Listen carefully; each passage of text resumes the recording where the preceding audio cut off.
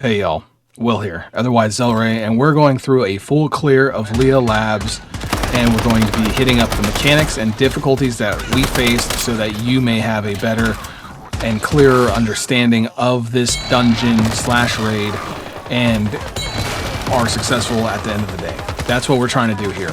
This very first room has some loot crates, which can get you tier 4 black fell refinery permits, which are a great source of premium fuel, or in general stardust, which is always needed by just about anyone. It seems like both of those are in high demand at all times, so that's what we're doing here. Secondly, the first boss is right around the corner, and this first boss is almost too easy in my opinion. It's getting through the core mechanic of what you're doing through the rest of the raid, the fights, and the idea is you have to stand on these pillars that are like capture containment facilities. One's glowing red for fire, fire's already in, and then one's glowing blue for ice. When they go in, you're done with the first boss. It's that simple. We failed here. Someone was not standing in the circle. When you don't stand in the circle and you get the last hit on the boss, you do not put their soul or their essence into containment, which means you have to redo it. So, a good example of what not to do in this fight and multiple fights in the future, you line up the color with the element and you're good to go. You get plenty of rewards, you get plenty of loot chests, and you get good chances at getting the Rebecca Deviant as well. All those things are nice. Between rooms, you get multiple loot chests, usually solo grabbed, like this one. I think only one person can grab that. It's just ammo. Those glowing blue ones, anyone can get. And then there's a little bit of downtime between the fight. We are explaining it to people who might not know the mechanics and the best way to solve the issues ahead of us. There are a few downs in this run, and a few downs are not bad. It happens. People are learning. People are making sure they understand the mechanics, or sometimes it's just seeing is needed so you can get it done right the next time. However, we did not fail a single boss. There were some downs, critically injured moments, but we all got up on our feet and we got these done pretty cleanly and easily. Can these fights be more clean? Yes. Right here, you can see me pointing out these high points. This boss has a slam attack, a very long-lasting slam attack, and getting on high areas avoids the slam, just like in the Treant fight as well. If you get above the plane of the slam will not hit you. So that's the explanation there. And also, just like the first fight we had, there are 5 different containment cells. These will also be either red for fire or blue for ice. So we're following the same thing, and we're using the same mobs that will be spawning to make sure we get that done. Always and almost, there's not a chance where you don't do this. Take care of ads before you start the fight. It is majorly helpful and cleans up the area so that you don't have to worry about a whole bunch of nasty stuff coming your way. So here I did spy an ice guy over here that we need to contain. The shields tell you what the element is. When he goes down, we move on to the next containment. We have to do all 5 of these before the boss is able to be non-immune to damage, to put it simply. So we're looking at what monsters we have where and what we can do to make sure that we get these things contained.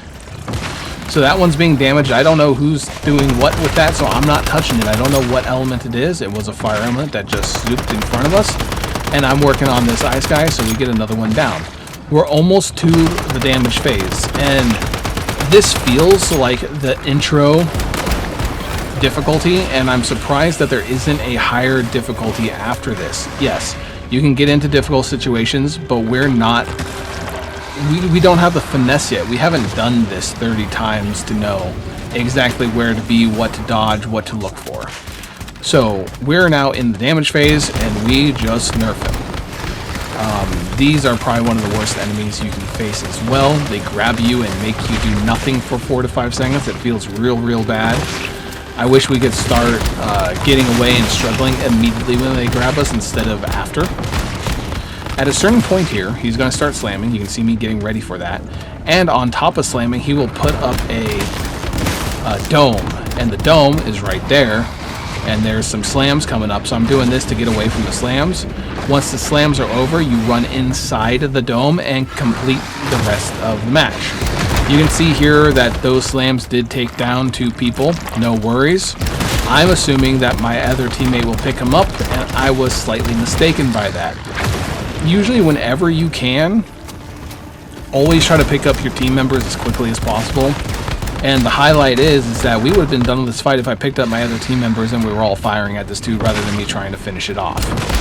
I thought that they'll be picked up in a second, no big deal. I'll just keep damage going so we get this done a little bit quicker. So make sure to communicate and make sure people know that your plan is what it is and not to expect your plan should be something else. That's just a little bit of good knowledge for working in a team in these games. I used to be a Destiny veteran player. Haven't played it in forever, but I love the raids in Destiny, and I want to see as much hype over the raids that we get in this game for people who want to experience something similar to that. So there's the second fight. We're done. Talked about all those different things. After this, it's pretty much just a few chests, jump puzzle. We actually have one fight that we have to do as well. It's a mini boss. It's not really like a main boss like these. It's just showing another mechanic. And what I do enjoy about Leah Labs is that the mechanics that they show you before a big fight. So we had the first boss, which taught us the mechanic for the second fight. And then we're going to have a mini boss teaching us the mechanic for the fourth fight. And the fourth fight combines all the elements of the other fights, which is a very, very good way to do a multi-boss dungeon raid or anything else of the sort. It really hammers in, if you did the first fight, you can do the second fight. It's maybe a step more difficult, but you can do it. And I think that's really important, really good, and a great way to teach players the mechanics rather than expecting them to find it out without any prior knowledge of what might be coming. It also is thematic, and it just feels good. Let me just say that. It feels good to have a game teach you through gameplay rather than having you hit your head against the wall for a while to get going. Now, as I said, this is a mini boss, so if someone runs up and starts it early, no big deal. I'm seeing about another dude. He said he was having trouble getting down, but I don't think we can help him. I heard the firing. Let's get right into it. We take down these flying demon-looking guys. I don't know their name, but they drop a orb, and when they drop the orb, you throw it at those bulbs. Those bulbs are colored, just like before with the containment fields. Red for fire, blue for ice. So we go and kill these guys. For some reason, they're double spawning, and I'm not sure why. So a little bit more DPS is needed. When they drop, there's an orb. These orbs you throw at that, and I think what happened there is I overthrew it. So you have to have a specific throw on the orb. You had to be careful, you had to be precise, and I was running a little bit too fast and messed up. These orbs will be damaged by any AoE damage around you.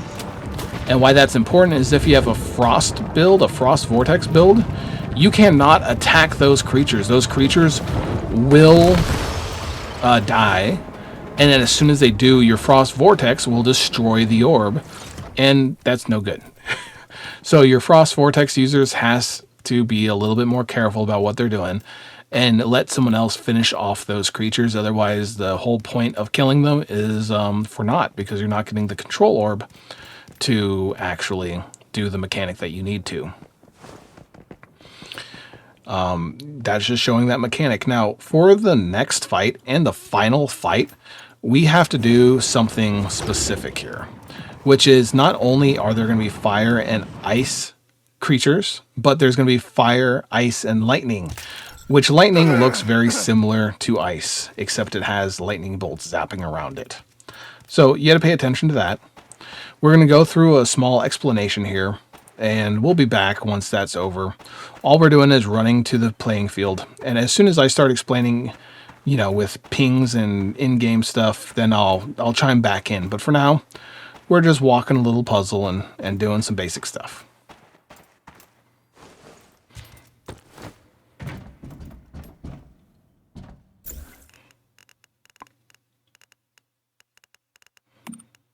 Here, there is a destructible wall. You need a grenade for that. It blows up, you get loot. This is just a standard weapon crate. Nothing special, you don't need to do this. You have a chance of getting some good stuff, so no reason not to.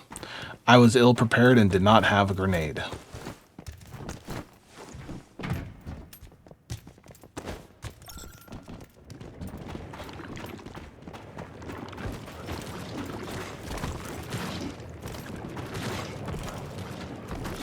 This is a very simple running puzzle. Nothing special, just get through it. You take a little bit of damage, it's not terrible. You can get knocked off. I think I might get knocked off here. Nope, I'm safe. Another destructible wall. This is a jumping puzzle, a very small jumping puzzle. It's not hard, but it's also not necessary. So you go onto this circle. It gives you a buff to attack those things. You shoot them, and you jump your way across. Very simple. And then rinse and repeat. Do it again.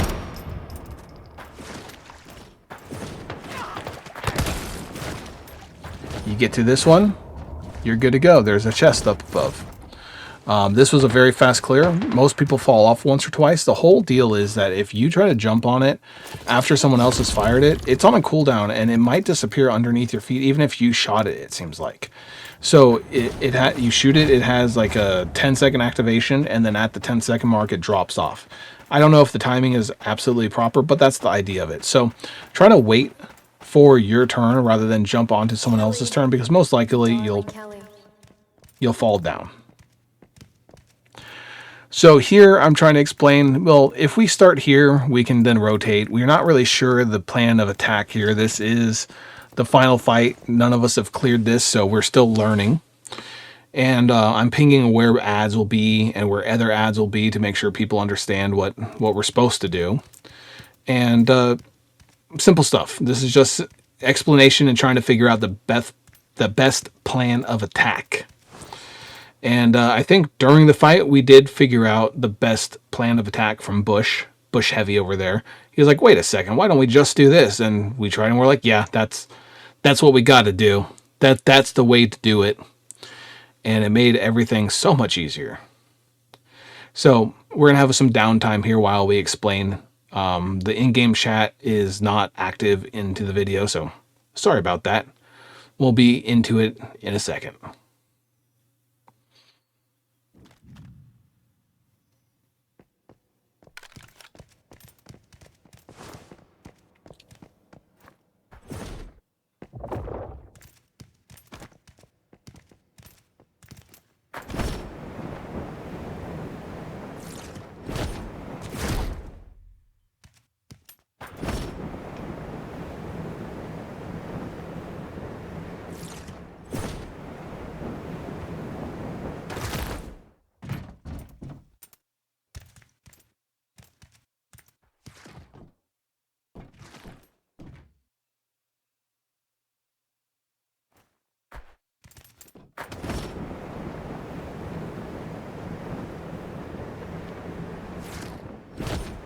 Okay, and the boss fight is upon us.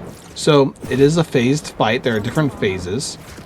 And when you get close enough, you can start attacking. There are more of these containment fields, and they're important to use when the time comes. But looks like the first phase that we deal with are ads spawn from those back portals.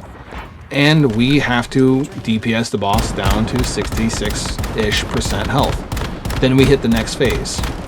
What we learned in this fight, and what we're not doing right now, is get up near where the ads spawn, and as soon as they do, destroy them immediately. If you let them sit and idle and get close to you, there's chances of what just happened where Optics got attacked by one of those mobs and got in that stun lock that I had to get him out of. So while we're doing good damage here, we're learning and we're trying to figure out the best thing to do But the best thing, no matter what, is when ads appear, no matter during what phase, take them down ASAP. Do not let them get a chance to run. She does do some slams here, mind you, so if you're too close, you will take damage if you're on that plane of slam attack. So let's try to stay a little bit further away. So you can see here we have those pustules that are colored. And there are ads. So this is about the time when we learned, oh, take down the ads immediately instead of waiting. We found that that worked well, and now we're going to be doing that idea for the rest of the fight. We're waiting for the demon flyer to spawn. He's going to spawn, he's going to get destroyed, and the first one, you'll see, frost damage on him, and the frost vortex instantly blew up the control orb. Happened on the other side too. We're split into teams of 2. Our side and the other side, so we have to wait and kind of reset the entire fight for a second because we made a mistake that we didn't know we could make. So frost vortex, do not kill the demon flyer thing. Make sure to stay away from finishing him off or even getting close to the end of his health. When he goes down, the orb drops. We match it with the containers on our side. We have a fire container for the fire containment. We take down the shield away from everyone. Always destroy these shields away from your teammates and yourself. They go down, their soul or essence gets sucked up into the container. And the deal with this is you have to be quick because you want to take that down by the time the next flyer spawns. So you can also take the flyer down before they wreak havoc because they have laser beams and lightning bolts of their own that do a good amount of damage. And this fight is terribly chaotic if you're not used to finishing up these ads quickly. It is imperative that you go fast on these situations. So we have the ice shield for the AI Sky. We blow up the ice shield as soon as we can.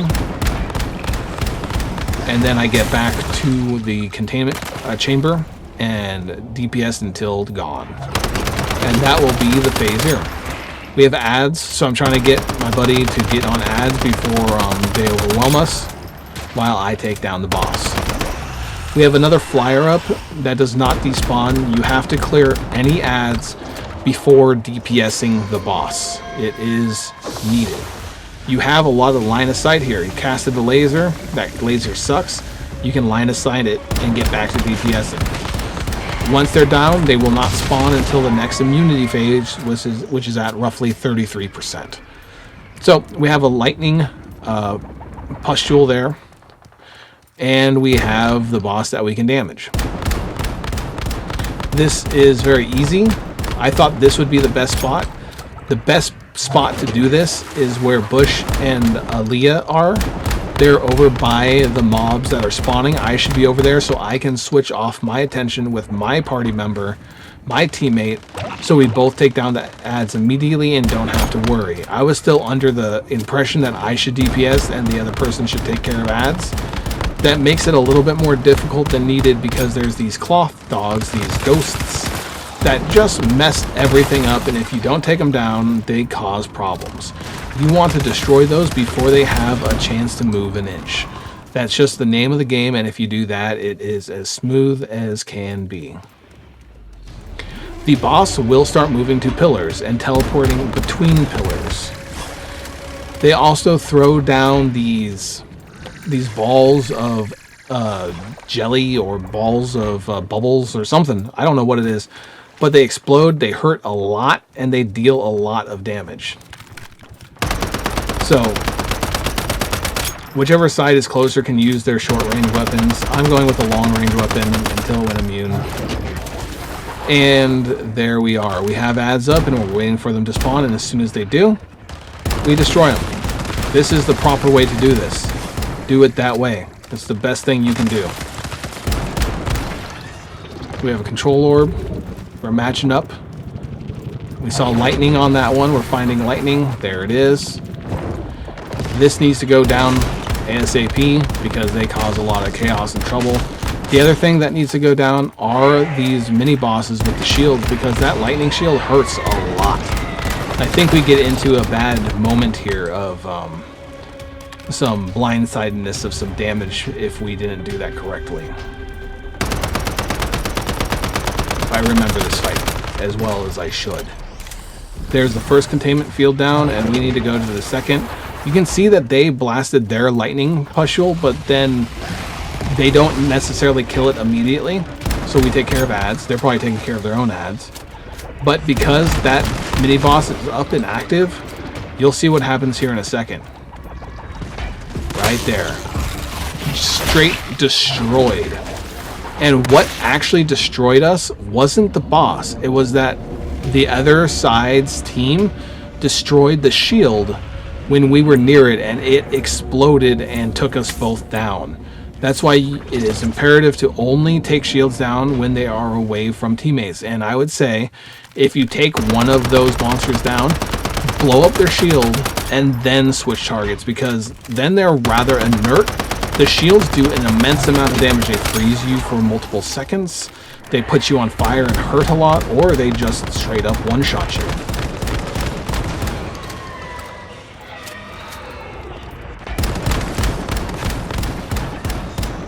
However, this is really the fight, and we're almost done. We're through the thick of it.